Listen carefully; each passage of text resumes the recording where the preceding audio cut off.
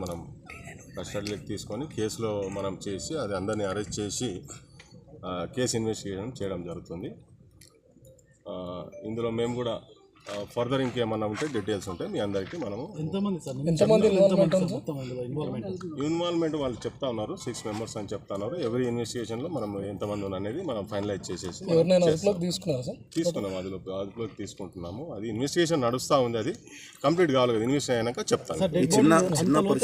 Financial transaction ఏది plot విషయంలో plot విషయంలో వాళ్ళకు ఉన్నదని చెప్పేసి చెప్తా ఉన్నారు. అది ఇన్వెస్టిగేషన్ చేస్తా ఉన్నారు. ఎక్కడ చంపారు అక్కడ గట్కేసర్లోనే ఈ డిసీజ్డ్ వల్ల ఆయనది ఆఫీస్ ఉంది, ఒకటి రియల్ ఎస్టేట్ ఆఫీస్ ఉన్నది. అక్కడనే చేశారు. చేసిన తర్వాత ఇక్కడికి షిఫ్ట్ చేశారు. అదే రోజు నైట్ షిఫ్ట్ చేసి ఇక్కడ పూడ్చిపెట్టారు.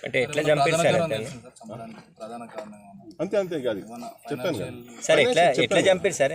ఏం చేసారు? అతను కర్రలతో కొట్టి చంపేసి